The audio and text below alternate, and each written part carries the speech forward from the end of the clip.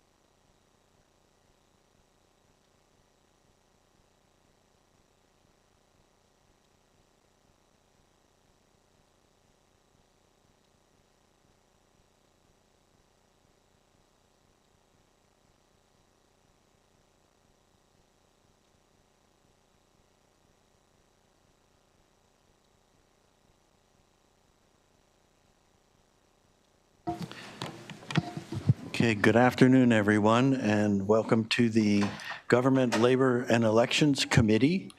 Today, we will have a briefing from the Alcohol, Tobacco, and Cannabis Commission. If you gentlemen would like to come up to the witness stand and take your seats and begin whenever you're ready.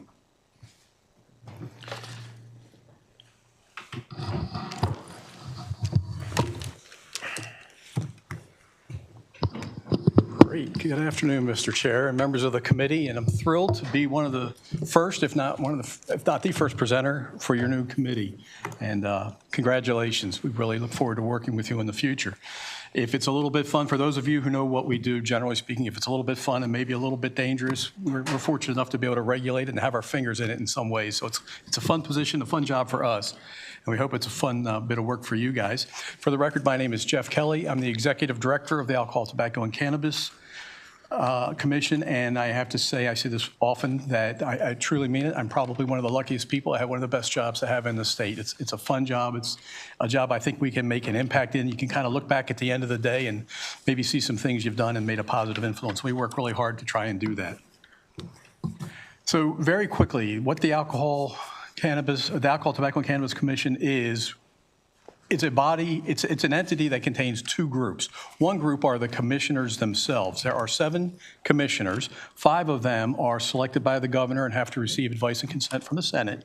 And they have to have specific backgrounds. 2 of them have some sort of financial expertise. 1 of them has an expertise in law enforcement, 1 of them in health, and 1 of them in alcohol, the industry. They have to be a retired person, can't be involved in it currently, but alcohol. The other 2 members are ex officio members. It's the superintendent of the state police, or designee, and the secretary from the Department of Health, or designee. Those commissioners are largely an advisory body that makes some reports, makes some advice, gives some advice rather to the governor's office, independent of, and even maybe even in conjunction with, the office of the executive director, which is another part of the commission. So if you think of it as an organizational structure, there's the governor, and a line from the governor to the commissioners of the ATCC, and then a line to the office of the executive director from the governor. Connecting the commissioners and us would be a dotted line. So we share certain functions, we give each other advice, we prepare reports, and the OED provides staff and support for the commissioners. Mr. Kelly, can you move the mic a little closer, please? Yeah, I'm so sorry. Thank you. Yeah, I can hear that a lot better too. Okay, thank you. Sorry about that. So that's kind of what we do. We were originally the Alcohol and Tobacco Commission, and when the Cannabis Reform Act came into play, we ended up getting an element of cannabis. The Maryland Cannabis Administration licenses the legal, legitimate business of cannabis in Maryland. The various police departments enforce provisions that are, when you think of street-level dealers of various cannabis violations, and our role is to deal with the illicit market. And by that I mean these businesses that are otherwise legitimate businesses that sell a variety of things, but many of them sell also cannabis or THC products. So that's kind of what our role is today. We have 4 divisions. One of our divisions, our Legal and Legislative Division. Tom Akris is the director, and I'll let him talk about that in just a little bit, of Legal Legislative, and Tom himself is also our Chief of Strategy. Another one of our divisions is the Finance, Administration, and Accountability Division. Andrew directs that, and he'll talk in a little bit too and can explain it more, but largely that's our budget, procurement, finance, HR functions, and accountability. He makes certain that the rest of our divisions, our agency, is doing what it is we're supposed to be doing. He calls us out if we're not doing it and helps us showcase it when we are. 2 other divisions we have. One of them is the Field Enforcement Division. That's about half of our entire staffing is field enforcement, about 30 people. We have 61 people, 1 contractual, 60 people total. And I'm happy to say we have no vacancies right now. About half are sworn police officers that work in the Field Enforcement Division. They're the ones who are out on the street in these businesses conducting inspections of alcohol, tobacco, and cannabis, and also business licenses. Some businesses, well, most all businesses are required to have business licenses. We share that responsibility of enforcement with the Office of the Comptroller. And then our 4th division is probably in many ways the most important division. That's our Licensing, Research, and Trade Practices Division. They issue the licenses for all of the businesses, all of the alcohol, tobacco businesses in the state, not cannabis, because that's done by the Cannabis Administration, but all of the alcohol and tobacco relative to manufacturers and wholesalers. They issue all of those. And so we support, everything else we all do is in support of that licensing. It's to get these businesses up and running and then hold their feet to the fire to make sure they're all doing it correctly. Go to the next slide. So Maryland has a 3-tiered alcohol system. And 3-tiered simply means that there are 3 distinct entities or industries, I guess, sub-industries that collectively are the alcohol trade in Maryland. They theoretically have a very bright line separating each of these. They're intended to in some sense. Those 3 tiers are, the first tier is manufacturing or suppliers. Manufacturing is easy to think of. A supplier, which can also fall in that first tier, would be an out-of-state entity, thinking like an Anheuser-Busch, who makes beer, gets it into Maryland, certainly as a manufacturer, but we don't license them, so we don't call them a manufacturer. We call them a non-resident dealer, but they do supply product to Maryland. So that's the first tier. The second tier are the wholesalers or distributors. And we have 2 subgroups of those. We have one that are predominantly beer wholesalers across the state, and we have another group that are predominantly wine and spirits. There's certainly mixing between those, so it's not unique. Good afternoon, Madam Chair.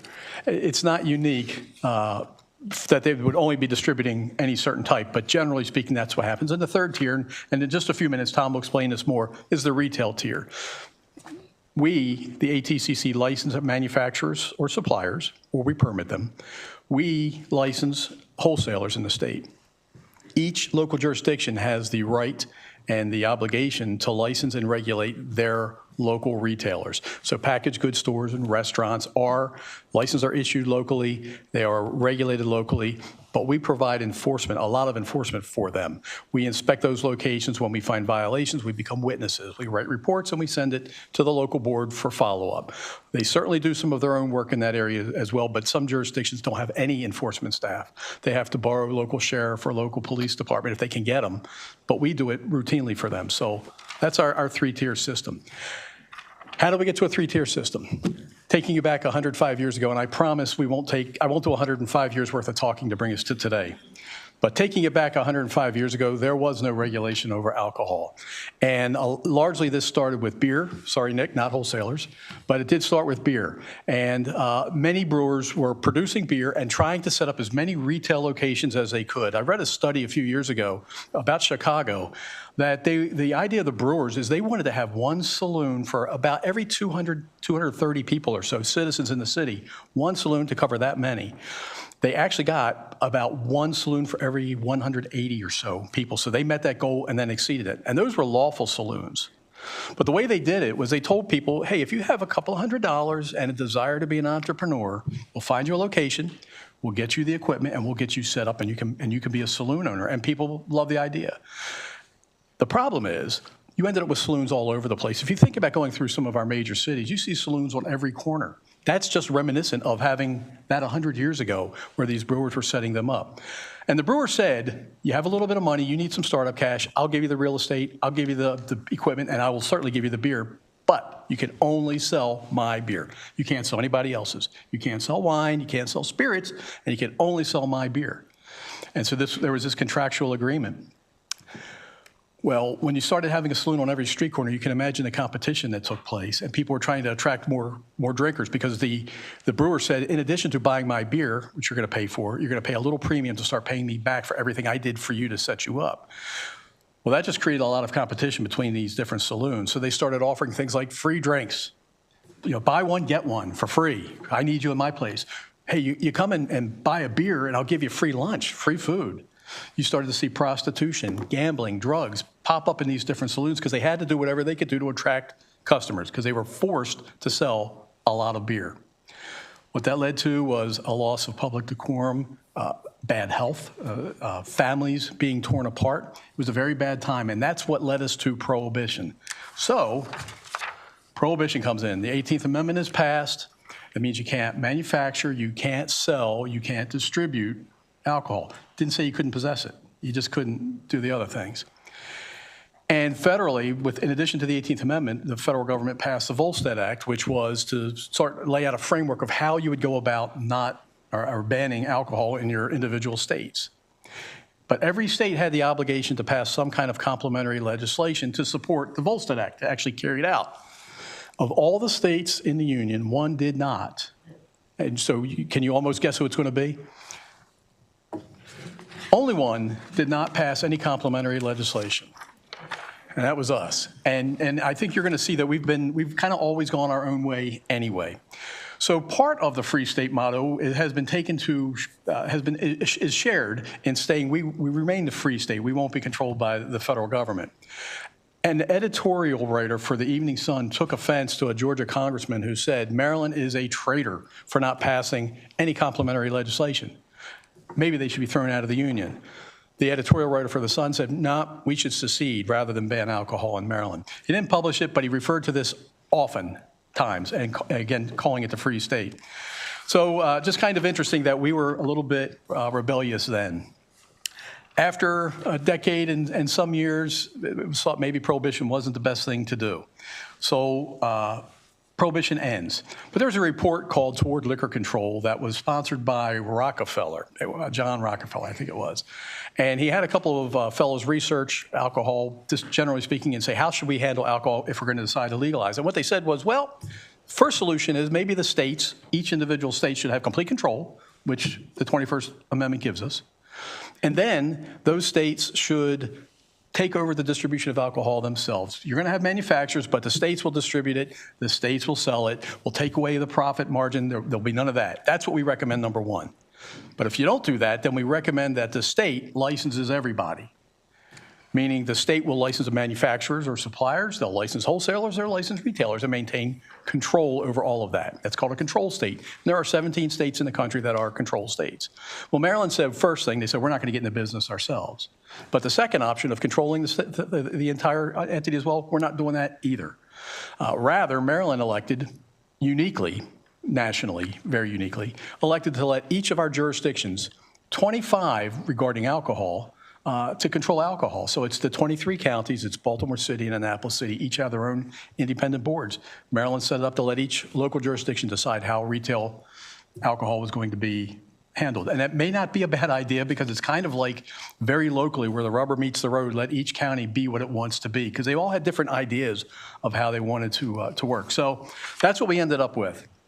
So statewide, again, we license our producers, our suppliers. Locally, I already mentioned that, 25, I'm sorry. I got ahead of myself, which I tend to do. So anyway, we license the manufacturers and suppliers, we license the wholesalers, and the local boards, each of them license and regulate the retailers. And so I say we have a three-tier system. So what I hope you're thinking is manufacturers are only allowed to sell to licensed wholesalers. Licensed wholesalers are only allowed to sell to licensed retailers. And going backwards, licensed retailers can only buy from a licensed wholesaler, and a licensed wholesaler can only buy from a licensed manufacturer, except where it's different. And we're really something else in Maryland because, as I said, we don't really stick to anything easy. So we have manufacturers who should only be able to sell to a licensed wholesaler, but we allow them now to get their own limited wholesale license. It's not an editorial position. It's fine. It's just saying that we're trying to stay within the three-tiered system, but it's really blurred. And so some cases, the manufacturer can act as a wholesaler and can deliver product to retailers. In some cases, the manufacturer can act as a retailer and have a tap room and sell directly to a consumer. So in Maryland, we think we do have a three-tiered system.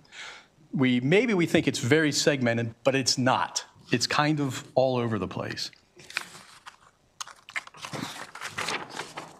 And so I talked a little bit about the manufacturers and the wholesalers, and I feel like I could very competently speak to you about the retailers as well, but I promise not to tell you 105 years worth of history. Plus, I'm very, very fortunate. Tom Akris was the Deputy Executive Secretary for Baltimore City's Liquor Board for years. That's how I got to know him, was when he was in that role. And he is a practitioner, a former practitioner, and can tell you a lot more about how local retail regulation takes place. Tom, would you mind? Definitely. Thank you, Jeff. And for the record, Thomas Akris, Director of the Legal and Legislative Division for the ATCC. Good afternoon, Madam Chair, Mr. Vice Chair, members of the committee. So now we're here talking about retail alcoholic beverages. Just to kind of give a context of what we're talking about and dots on the map, there are 8,500 licensed alcoholic beverage establishments in the state of Maryland, from Oakland to Ocean City.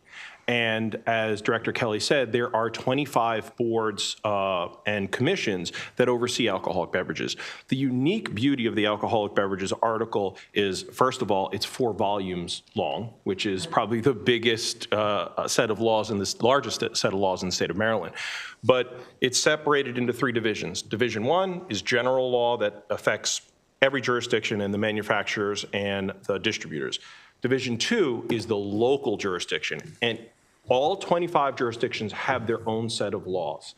And so, for example, in Baltimore City, you would have a tavern license.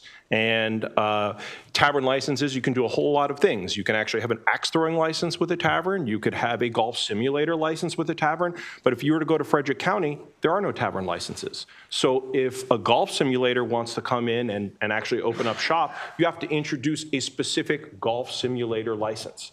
And it works. This is, if you can imagine, every iteration of every license across the state of Maryland. That's why it's 4 volumes. So just to kind of give you that example. From my perspective, when I was working with the city of Baltimore, we had about 1,200 licenses alone that we oversaw, from packaged goods stores to stadiums. And here in this committee, you're going to see all of those bills come before the Government, Labor, and Elections Committee. So you're going to see a range of approximately 60 to 80 bills each year that come before this committee, and most will be local liquor bills. Some will be statewide bills dealing with manufacturing and wholesaling. But for a majority of the bills that you're going to see are dealing with that retail space. And so it's this body that will pass those specific laws for their retailers, which then local boards and commissions will interpret to actually put into action.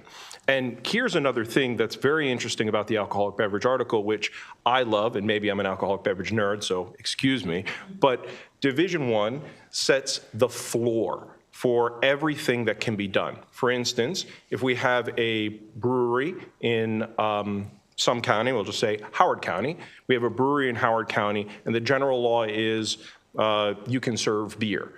The local jurisdictions can then pass a law creating an exception to that brewery rule, and their own part of the article can say, not only can that brewery sell beer, but it can sell maybe wine, and it can serve food.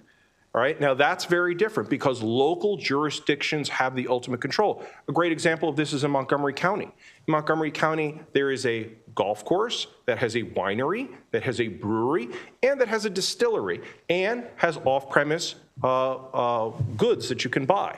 So that's Montgomery County, and that's the beauty of the alcoholic beverages article. And so I find this stuff fascinating. And at the retail perspective, once those licenses are issued, it's those local boards that can make the determinations whether to sanction, violations, if there are violations on premises, et cetera, et cetera, et cetera. From our perspective, we work with the local boards to help craft legislation to make sure that it is compliant with the alcoholic beverages article. And each year, at the end of session, we will send a letter out to the heads of each delegation, asking them if they have any questions or concerns about legislation they want to introduce for the next legislative session, please soundboard those ideas with us, because we want to make sure that whatever piece of legislation is introduced is constitutionally compliant.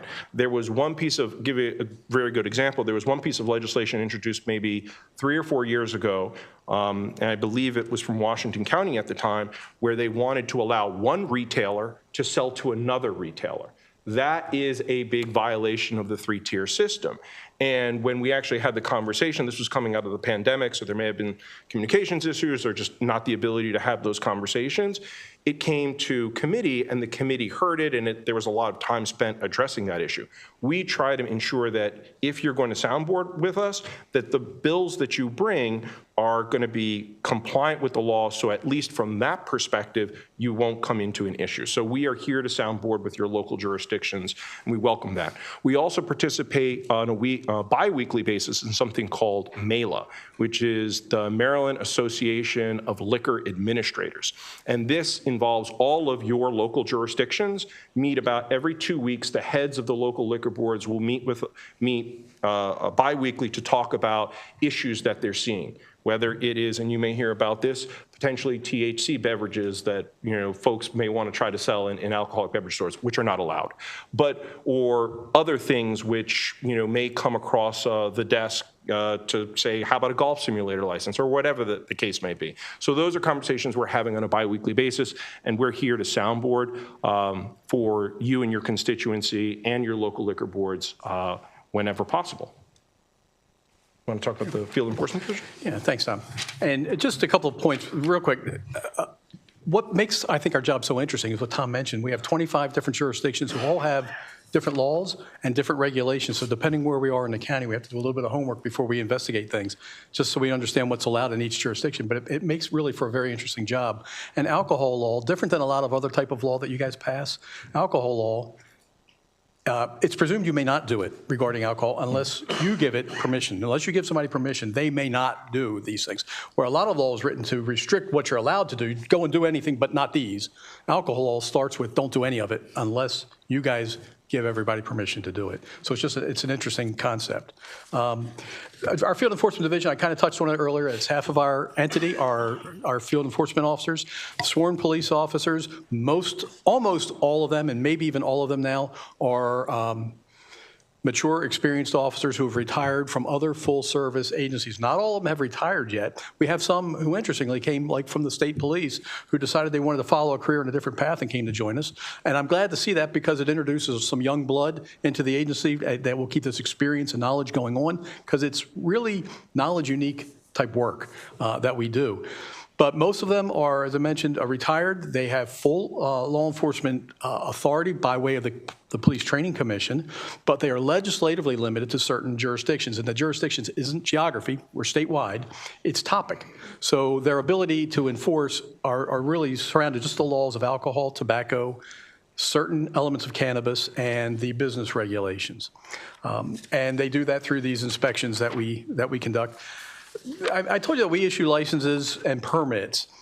For alcohol, it's probably just under 8,000 licenses and permits that we issue. We do that with 3 people, and I'm really happy to say this past June, we met a long-term dream of mine and an absolute desire and dream and wish of the industry, and that is to allow to provide now a mechanism for online licensing and permitting. It used to be you fill out a paper application, you mail it into us. If you've done it all correctly, it could be weeks or months before you get that license, depending on the type and the amount of background work that has to go into it. And if you made an error, we sent you back by email or letter that you made an error and you needed to submit other things or fix it, and your file got set aside. Now, you go online through Maryland One Stop, you are directed to our site, you start filling out your application. If you don't do it correctly, it stops and tells you, hey, fix this before we can progress. You can upload the supporting documentation that's required. You have complete control. And that has now allowed us to start issuing some permits in hours or less. and some licenses in maybe days to weeks, because we still have to do some footwork actually visiting sites and doing certain things. But it's cut down the time enormously. We've heard so much from the industry about how much they appreciate it. And Tom just sent out an email this morning. I'm just a quick brag because I was so excited to see it. One of the companies that's a compliance company that deals with helping entities become licensed just gave us their annual It's Great Award. I think Tony the Tiger was on a trophy, and that's what they issued to us, because it's really working very, very well. So your constituents should love that. As I mentioned, it's maybe around 8,000 or so license and permits. Also, if you consider that every vehicle that transports alcohol in the state has to have its own permit or ID card, there are about 40,000 of those. So it's well over 40,000 by 3 people who do it now with the assistance of the online portal. So that's very helpful. Tobacco is just a few hundred that we issue. It's not as many, but that's us. Now, to talk about our inspections, to talk about some data, to talk about holding us accountable, Andrew Garrison, I think will take it from here for us. Thanks, Jeff. Again, Andrew Garrison. So what we have in front of you all here is a breakdown of our inspections that the agents of the Field Enforcement Division conducted in calendar 25. So the furthest red bar is the total inspections that happened, right? And what you can see right away is that those numbers don't necessarily sum up to each other, right? If you look at all the bars just eyeballing them, they would be taller than the red ones. That's because a lot of times the establishments that we're going into are carrying either alcoholic beverages, tobacco, or another tobacco product alongside one of their other licenses. So a lot of our work is really kind of co-located or co-occurring, right? So think of a liquor store that may also sell cigarettes, right? When one of our guys walks in there, they're going to be both looking at the cigarette compliance as well as the alcoholic beverages compliance. On the alcoholic beverages side in particular, again, for the purposes of our conversation here, that was about over 2,100 that we did in calendar 25. And that's of a total of just a little bit under 4,000 inspections. So essentially we walked into 4,000 places or so in calendar 25, and about half the time we were looking at alcoholic beverages in particular in compliance with the alcoholic beverages article. So a lot of times what that might mean is making sure that they acquired their product through the proper chains, through the 3-tiered system that we've talked about, right? That they've gotten it from a Maryland manufacturer or a wholesaler. The other piece I do want to mention while we're here is the THC compliance piece of this. A lot of this really does dovetail more closely with our tobacco or other tobacco product licensees and inspections. You might have heard from some of your constituents about vape shops or smoke shops popping up. That's really the focus of our work on the THC compliance side, is unless someone has a license issued by the Maryland Cannabis Administration, they generally speaking cannot sell a product containing THC. And so we're going in there and looking for that. Why that's relevant for this committee in particular when it comes to alcoholic beverages is in other jurisdictions, there is starting to be a much more robust market for THC-infused beverages. And a lot of times those are getting more integrated into an alcoholic beverages supply chain than in a cannabis supply chain, depending on how that jurisdiction sets something up. Again, right now in Maryland, that's not necessarily something we're seeing in our alcoholic beverages licensees or retailers, but we are getting questions about it, right? This is something that is more widespread in other jurisdictions, sometimes operating, legally under the purview of that jurisdiction. But that's also something that is on our radar that we're looking at, and we're also educating folks on too, because again, a lot of the alcoholic beverages industry might be hearing from some of their colleagues in other jurisdictions that they're able to carry these products in their state. What do the rules look like in Maryland? Right now that's not permitted, and we're making sure that everyone's aware of that as well. I think I'm handing it back to Tom or Jeff. No, just very briefly, because Tom's going to run through most of this. So this is a statement. This isn't a request or a demand by any stretch. It's just that historically, for those of you who don't know, historically, there's been an alcohol day in the General Assembly, and that's when all those bills that Tom mentioned have been kind of heard in one day. And historically, it's been President's Day. And I don't know why, and if anybody does know why, I'd love to know the history on that, just because, not a complaint or anything, but it's just been interesting that it was always on President's Day, so you could predict that's when it would be. And it would be all of the local bills and the statewide bills, and there may be some appetite to divide that up, which will all be fine. It's your prerogative, of course. But it can be a pretty long day, and it's often standing room only. When you have that day, standing room only, and you'll be bursting out into the lobby. So that's just a little bit of a preview of what to expect. And Tom, would you mind just bring that out? Not a problem. if for those who haven't experienced it, it will be an experience. I mean, I took a look back here just to look at the seats, and I just remember being in the ECM room, like seeing seating that doubled this capacity, and it was filled up, and people were standing out in the lobby. So it will be a day, and you will usually, they're grouped by delegation. So if it's Calvert County, all the Calvert County bills will go, and then all the Montgomery County bills will go, and it will go in that succession. And the reason why they always did it, one day was because when you start to break up some of the statewide bills, and I understand, there are different bills and covering, the state versus local jurisdictions, you're going to have a lot of folks coming from across the state to be here just to testify on those bills. So Alcoholic Beverages Day, you're getting somebody from Garrett County coming all the way here to testify on those bills, and they may have something to say about statewide bills. So that would be, if it is, and defer to the committee to make those determinations, if it is broken up in 2 days, it will have 2 days of travel for folks that are coming from different parts of the state to come and testify for those bills, just, logistically speaking. It will last, usually, given on the number of bills, between 5 and 6 hours. The Alcoholic Beverages Day, you'll have 3-hour hearings, 2-hour hearings on specific bills. Sometimes those are the statewide bills. Local bills usually don't have that kind of those lengthy hearings, because for the most part, a lot of the delegations will try to get their delegation letters for all of these bills before the committee, before the hearing. They will try. Sometimes that will happen. After Alcoholic Beverages Day, just talking about logistics, there's usually subcommittee meetings that are held, which will make a determination on those bills and what bills will come forward before the committee. That is another kind of quasi-hearing day, and that's usually when the delegation letters are usually there for the subcommittee to make votes on, and then it will come back to the committee as a whole. So the Alcoholic Beverages Day process, in terms of, and this is just from an objective standpoint, the hearings are held in February, and usually those bills will come out in late March, and then complete on their way over to the Senate. So just wanted to give that topical overview, and I believe that is it. If you have any questions, we're all available for questions. Awesome. Thank you so much, Director Kelly, Mr. Akris, and Mr. Garrison for that. And then just to give committee staff, we're working on it, but this year, Alcohol Day will be on Monday, I almost said December, Monday, February 23rd, because the guarantee date, introduction date for bills is February 13th. That doesn't give enough time for testimony. So we will do it as we have done it in previous years. We are a new committee, but we will not change from Alcohol Day. So just to put that out there, and the process will be very similar to what it's been before in terms of letters from the local delegations and all that.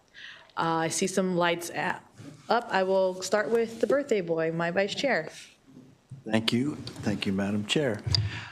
Director Kelly, can you explain to me again the difference between a license and a permit? That's a great question, and I should have explained it. Thank you. So generally speaking, we license in-state entities, and we permit out-of-state entities. So when it's a Maryland manufacturer, a Maryland wholesaler, or even a Maryland retailer, they get licenses. When it's an out-of-state entity like Anheuser-Busch or Coors or Miller or Diageo or whoever it happens to be, and whatever they do, we issue permits. That's the general rule. We have an exception. We have exceptions to it, and that is when one of our license holders gets some additional privileges, they're given a permit for those additional privileges. So they only have one license, but they could have a variety of different permits that let them do different things, like attending festivals. They're a manufacturer. They make a product. But the General Assembly, at least in some jurisdictions perhaps, allows festivals. And perhaps now they've created a permit for that festival. They'll obtain a manufacturer's permit to go to a festival. So the license is for those manufacturers or those wholesalers or retailers that we have in state, and in-state permits are to just award additional privileges to those license holders. But everything out of state is going to be a permit. If they're not in the state, we don't license them, and they're just permitted. I had a question, because I wrote this down in your the license versus permit. I wanted to clarify earlier, obviously your job is the oversight and enforcement of the entire system. But did I hear you say earlier that ATCC licenses the wholesale distributors? Is that correct, or? We do. Okay, that's the only thing that you license? And manufacturers. Okay, gotcha. And planes, trains, and boats. Yeah. Oh, I thought you were making a joke for a second. We do those as well. It's like, is that Interestingly, a they're John Candy retail- throwback or something? They're retail licenses, which we Okay, think might be a local gotcha. thing, but because they're Okay. kind of unique, we license those. All right. Those people. That's you. the exception to the general rule of licenses. Yeah. Those are the only out-of-state licensees. Okay, thank you. Delegate Ruth. Thank you, Madam Chair. Thank you, Director Kelly and Mr. Akras and Mr. Garrison. I have to say this is one of the most interesting briefings I've had. I never knew there was so much to alcohol and tobacco and cannabis, and it just was really interesting, and I'm excited now to be working on this issue. I just have a quick question. The field enforcement, do you look at the taxes for cannabis, like if a store is not marking up the correct tax? Another great question. The tax compliance for the legitimate stores would fall probably within the comptroller's office and with the Maryland Cannabis Administration. But we don't, I can't say that we looked at, the places that aren't supposed to sell it just aren't supposed to sell it, the cannabis. So they're not allowed to sell it. So we tend to take more of an approach where we go into a place, we identify that they're selling something inappropriately, and we seize the product and take it. So we don't do so much on the tax compliance. If we have information that there's a tax payment issue, we have a great relationship from the comptroller. 5 years ago, we left the comptroller's office and became our own entity. But before that, we were with the comptroller, and I was with them for 18 years before being here. And we have a wonderful relationship that we routinely refer violations to their own field enforcement bureau or to their compliance division. So not exactly, because they're not allowed to sell this stuff to begin with, but sort of. And regarding tobacco, and absolutely we do. That's why we seize a lot of the product we seize, and to a lesser extent, alcohol. Did you have something?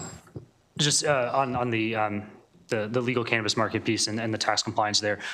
Prior to serving in this capacity, I was with the Maryland Cannabis Administration with the other side of the regulatory shop. And so on the licensed market side, they have a lot of access to discrete sales data from the licensed stores. And I can speak from experience that there is a relationship between the Cannabis Administration and the comptroller's office to ensure that there is compliance, that the money that's being reported from sales is matching the receipts that are being sent to the comptroller.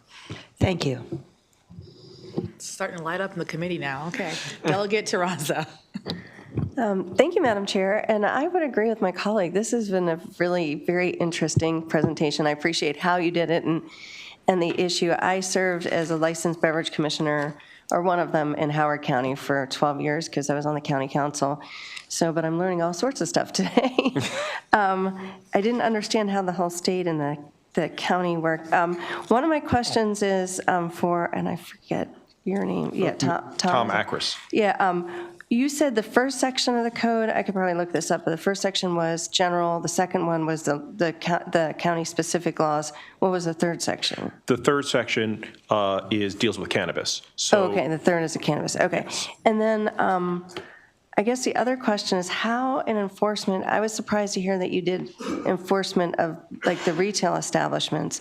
How do you work with the locals on that? I had no idea. And I'm surprised. And then does it go to the liquor board, the local liquor board for enforcement? yeah. It does. There's about 8,500 retail establishments. We probably inspect about 20 to 25% of them just ourselves every year. We do that for, our inspections are typically geared toward making certain that they bought the product from a licensed wholesaler, and only from a licensed wholesaler. Tom had mentioned a retailer selling to another retailer in another instance where it was a bill that was at least introduced. That can't happen. So we go in and we look at invoices to make certain that the retailer purchased properly from a wholesaler.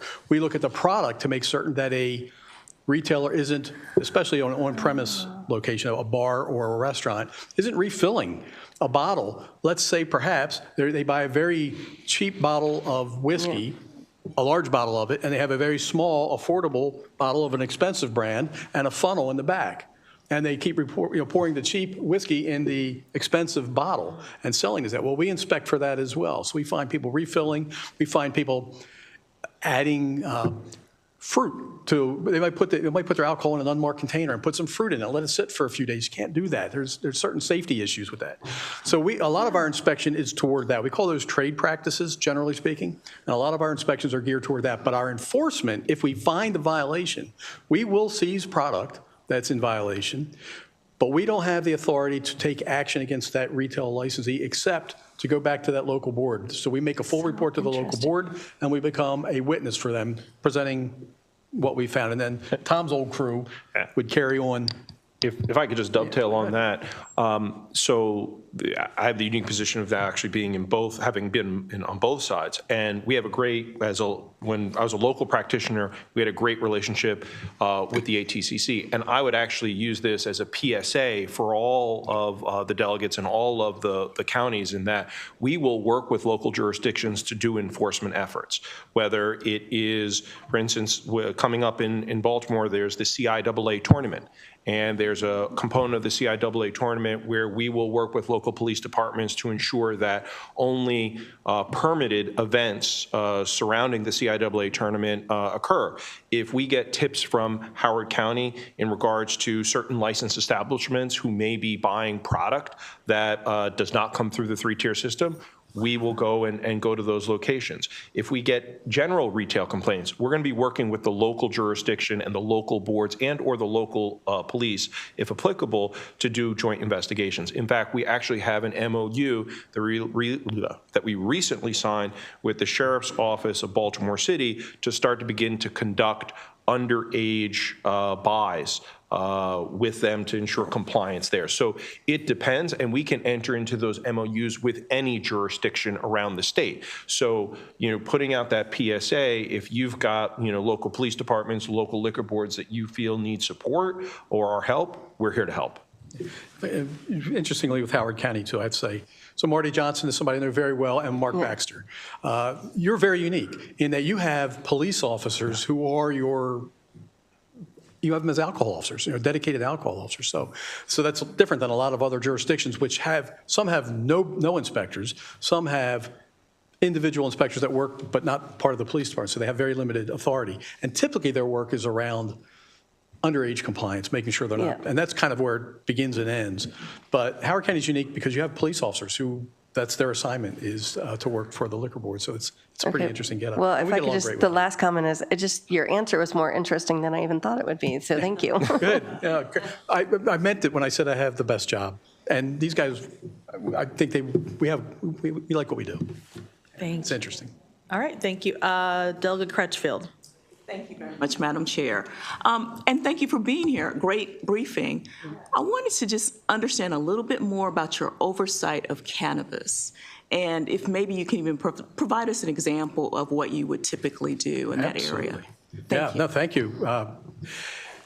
So when the Cannabis Reform Act came into being, it statewide, I guess I'll say new things that came about was the Maryland Cannabis Administration, who was given the governance over the legitimate business. So they license people who are entitled to be growers, processors, retailers, the security companies, the waste haul companies. They license or register all of those entities and totally regulate that legitimate market, that licensed market. And then the police departments continue to do what they've always done. When it's a street level dealer going on, maybe a street corner, that's local police department. Although we do work very closely with them. There's a lot of overlap really between the three of our agencies, but especially with us in local police, because our role is to go into largely, and Andrew kind of mentioned this, like convenience stores that oftentimes are selling tobacco products. It's not always tobacco and cannabis products, but often it is. In some instances, there are smoke shops that sell only tobacco products and cannabis, in some cases only cannabis.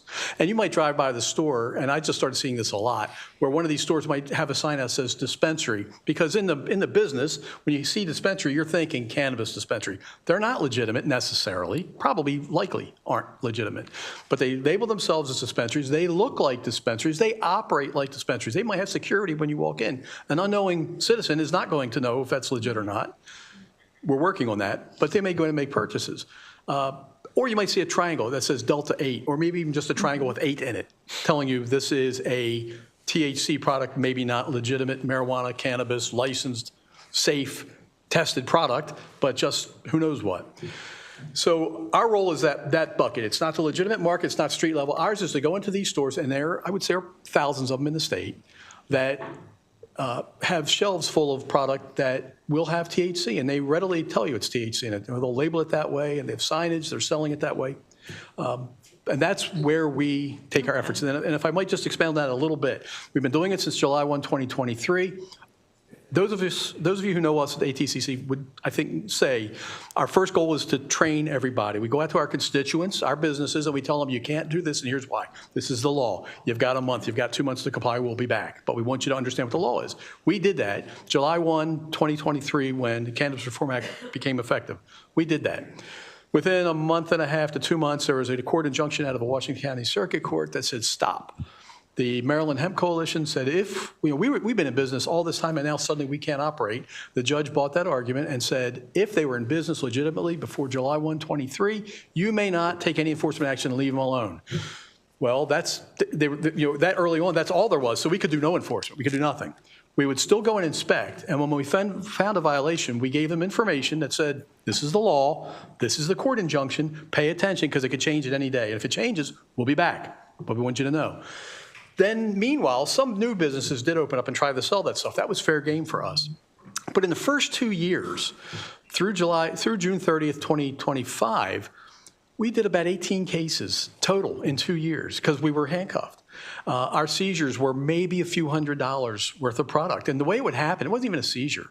We'd go into a store, we'd see a shelf full of THC product, we'd buy one item, we send it off to a lab in Philadelphia because that was the only place who could test. Because now they're not testing to see if there's cannabis or not. They're testing to see how much THC is in each product. Because in Maryland, it's not whether it's present, it's how much is present.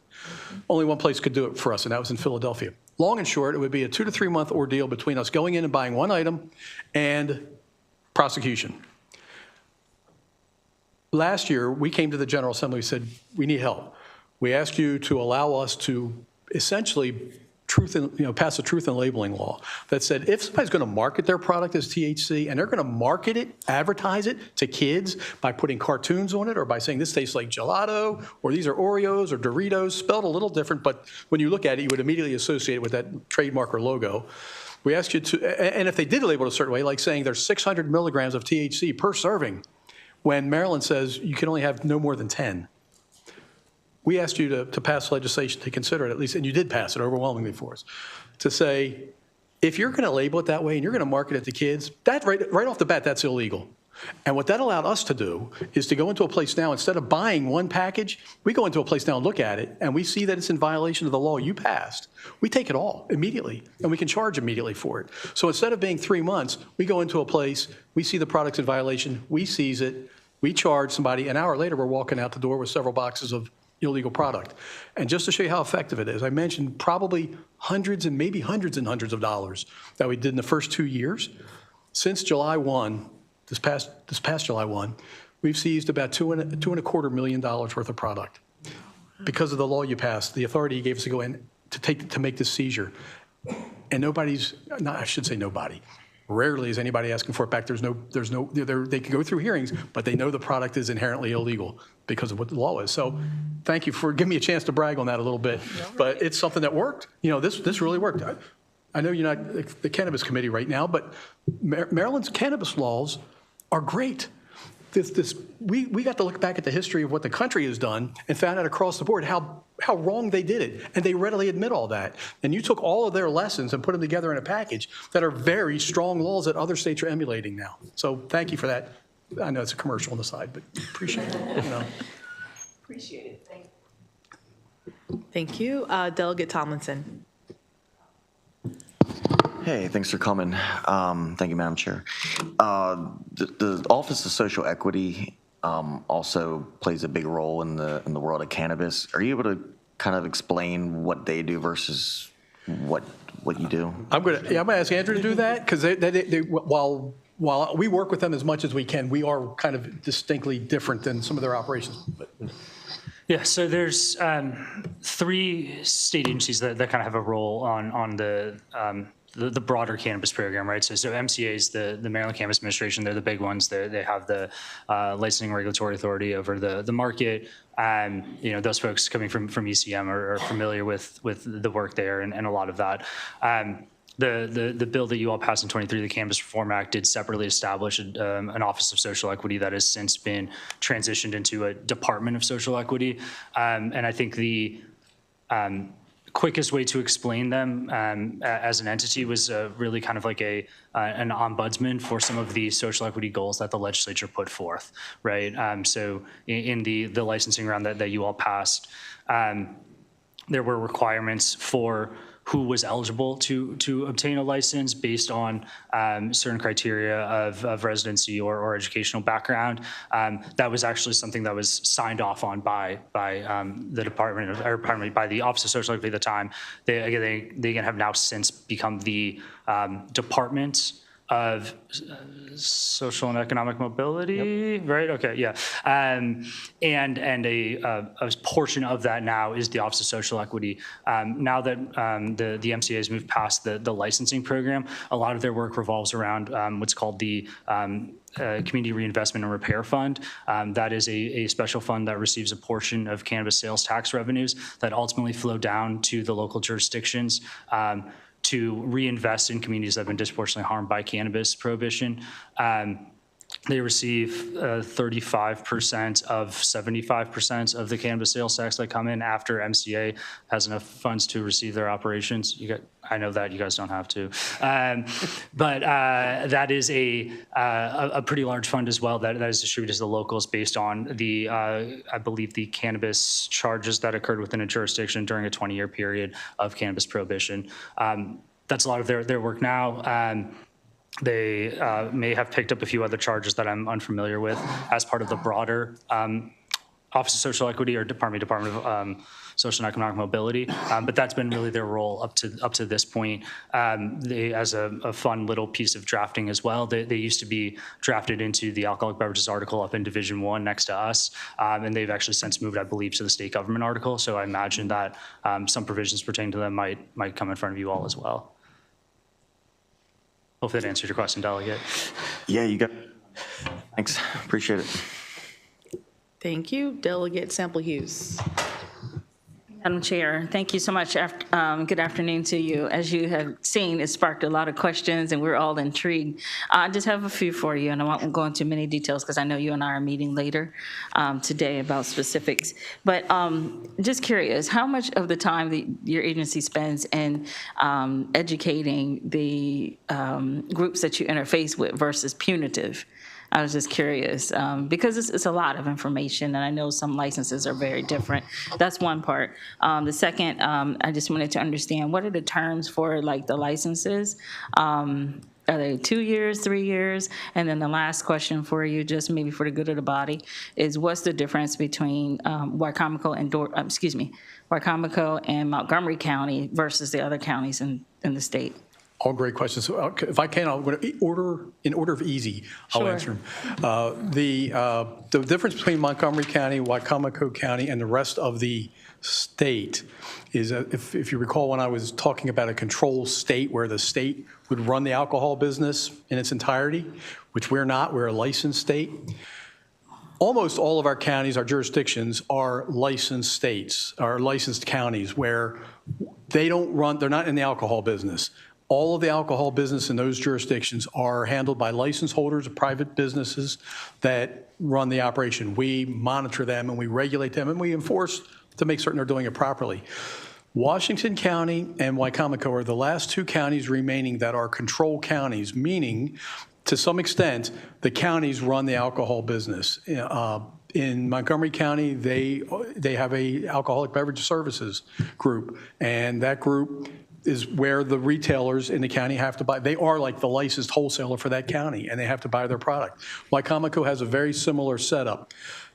Wicomico, I believe, has gone through some changes, and I'm not going to say I'm an expert in Wicomico right now because it has changed over the last year or two, where I believe they share some ability to distribute product, where it could be a licensed wholesaler, maybe is who's going to sell product.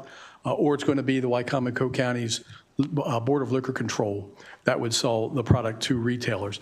Oftentimes, it may just be wine and spirits that they're selling. I'm not sure that they're selling beer in Wycomico. But that's generally that difference. And I'm sorry, you had asked about the, yes, thank you, 1 year. So, 1 year. yes, Oh, okay. ma'am. Our licenses are issued in April, good till, like, I think May 1st to the end of April. So around April, we start issuing them. Our permits are October. And then we have a variety of other things in the middle, like direct wine shippers permits, which are in July. And so we kind of, when we can, we ask for a little help if we're going to do a new massive permit that's kind of big, so we can spread it out a little bit just to make it reasonable. And Punitive versus educational. yeah, our whole goal is to get compliance. It's this, we take our enforcement work seriously, but enforcement doesn't mean taking the most extreme action. We view it as, these are, by and large, these are really good people trying to do business, and it is complex stuff. And you were saying how interesting this is and how varied it is. It is. In a previous life, I knew you had to be 21 to drink beer, and bars closed at 2, and that ended my knowledge on alcohol. There's a lot more to it. We go way out of our way. We meet routinely with industry groups to provide updates. Like Tom said, we meet biweekly with a variety of local administrators to share new things that we've seen or to help give direction or answers. And then when we're out doing our visits, our inspections, whenever there's a law change, we actually put together a brochure to leave them, to explain the law change, direct them to our website where we keep all that information up to date as well. Well, most of our brochures, there's a QCR or QRC, I guess QR code box where they can be sent to another spot to get even more information. We think that's an educated and compliant industry is what we seek. And I'd say, I don't know if I can give you a percentage. I would just say every time we go, it's an opportunity to educate. Doesn't mean you escape enforcement, but it's an opportunity to educate. Yes, and so we really make that a priority. Okay, thank you so much. Thank you. Delegate Lehman. Thank you. Thank you, Madam Chair, and thank you, gentlemen, for the briefing and the overview. It is very interesting. So my two questions are about enforcement of our laws around tobacco sales and electronic smoking devices to minors, so young people under age 21. Do you rely on the 23 counties and Baltimore City to do this at the retail level, and then just they report violations? I think it's through their health departments to you annually or more often than that. That's question number one. And then number two, as I saw in law, it seems that there are both the potential for civil and criminal penalties for violators when a retailer sells these products to minors. Could you comment on that? Yes, I'm going to take a crack at the first part, and then I'm going to pass over to Tom, because Tom happens to be our prosecutor for these cases when they come up for hearings. Tobacco, different than alcohol. As we talked about, alcohol at a retail level has local boards across the state who decide if somebody should get the license and regulate them and a variety of things. We do that with tobacco for manufacturers and for wholesalers, but retailers, there are no such boards locally. There's no such board statewide. The tobacco licenses are just a variety of business licenses, and business licenses are in the business regulations article, largely in Title 16, 16.5, 0.7, and 0.9. I believe that's all of them. And that's the variety of tobacco products licenses, but they're just simple business licenses. So the way they are obtained is someone who's interested goes to the clerk of the court and buys the license for, now a tobacco license now costs $300 for cigarettes, $300 for electronic smoking devices. Right now it's only $25 for OTP. Not a time to talk about that, I know, but that's just what the cost is. But that's how inexpensive it is to buy that business license for each of those different types. So if you want to sell cigarettes, you get a cigarette license, you pay $300. If you do that and you sell other tobacco products, which is actually a defined term itself, other tobacco products is defined as almost everything that's not a cigarette or an electronic smoking device, everything else fits in there. Pipe tobacco, snus, snuff, cigars, just you think it, lozenges, and it's there.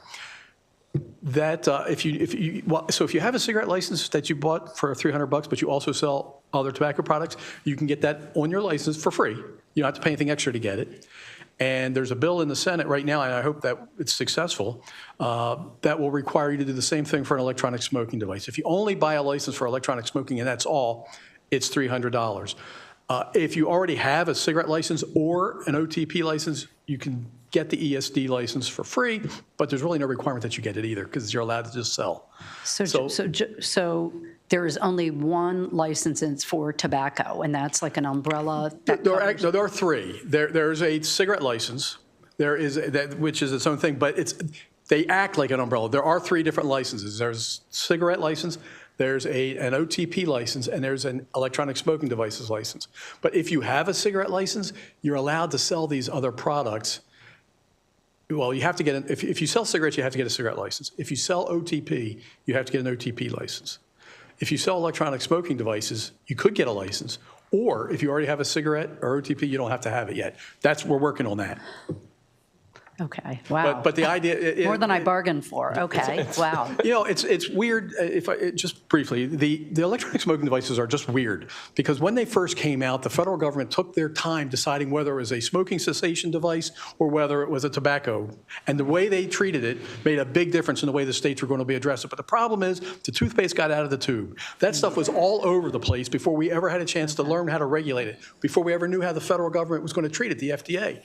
So it was already out there, and what we've been doing since is trying to wrangle it back in. And so we've been behind that.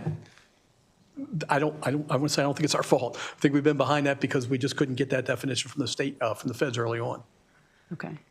I'd like to talk to you offline about the Senate bill you mentioned too. Sure. Okay. And so the question about civil and criminal Yes, penalties. I'll take that in two parts. First, there are civil penalties, and the executive director, if there's a violation on the license, and we'll go into kind of the underage sales component of that, but if there's a violation found, the executive director may issue a fine, a reprimand, suspend and/or revoke the license. There are additional criminal penalties. So if you look in the criminal law article, I think it's like 10107 in the criminal law article. If you are selling to a minor, you can there are misdemeanor penalties for selling to a minor, which include a fine, I believe no jail time, but it's a finable offense.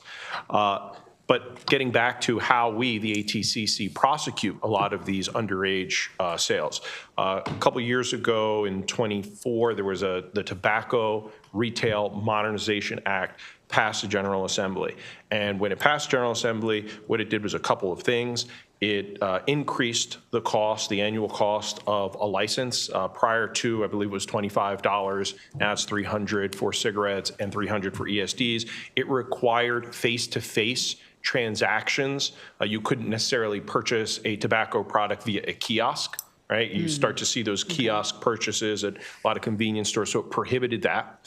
And in raising the fees, what it did was it required local health departments to conduct at least one inspection a year at at any place that sells tobacco products to determine if they're selling these products to minors.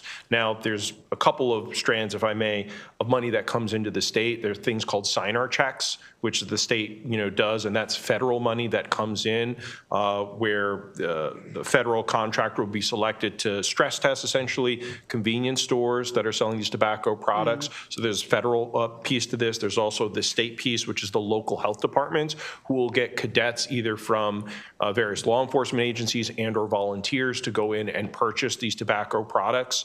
And so what will happen is if there are instances where there are two sales of tobacco products to an underage individual within a 12-month period, that case can then be referred to us for an administrative hearing. And so you'll see the local health departments, and I'll just use Baltimore County as an example.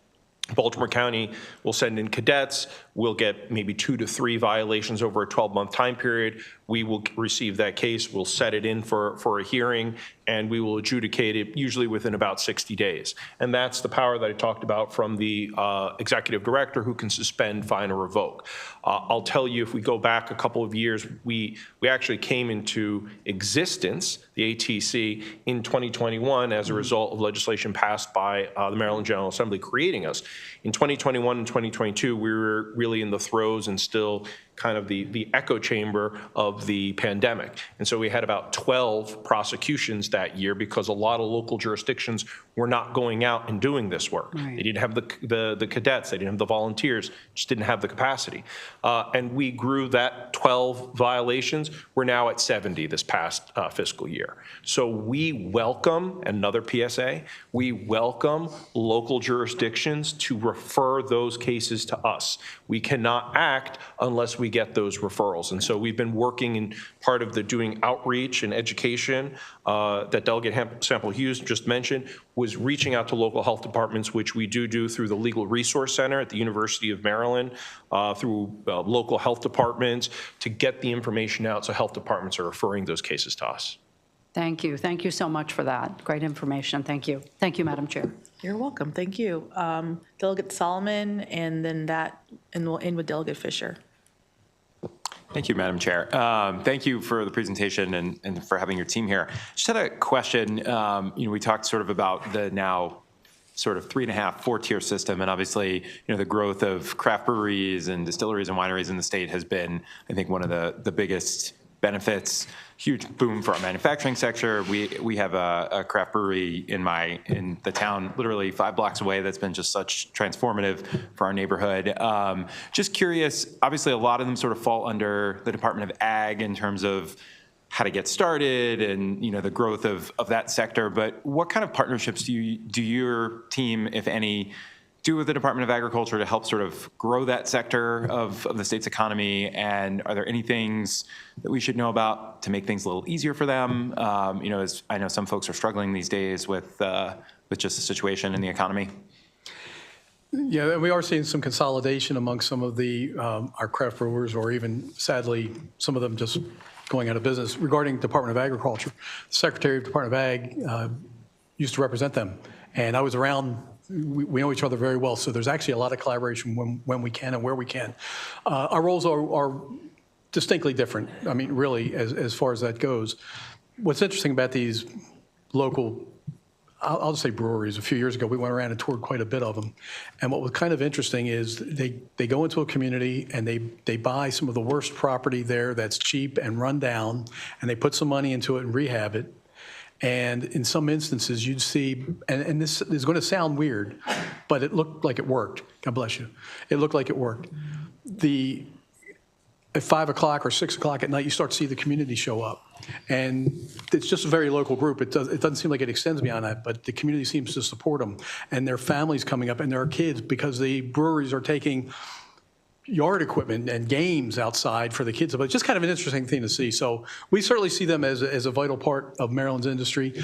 The growth, and I've been doing this work and in this role for probably 18 or 19 years now, and the growth from having almost no manufacturers in the state to having hundreds has been really something else to see. We try to support them when we can. At the end of the day, it's a difficult business, and God bless them for being brave enough to go out there and try it. Great. Thank you. Thank you, Madam Chair. Jeff, did you want to talk about the 3-tier overview system, the economic development through education we did this past summer with the ATCC? Oh, thank you. I was thinking that. Thank you. So Briefly. yes, I promise I you. love the enthusiasm. I Please be promise you brief. very briefly. Thank you. Okay, so we have a 3-tiered system. Last year, starting in January, finishing up probably July or August, we put on a series of 4 webinars. Each one's about an hour long. The first was just an overview, not unlike this, about what the alcohol industry in Maryland looks like. The second one was the manufacturing tier, what it looks like to be a manufacturer in Maryland, how do you get started, what do you need to do, how we'll walk you through the process, and we had interviews with Maryland manufacturers so that people could actually see who's doing it, making it work. The third webinar was the wholesale tier.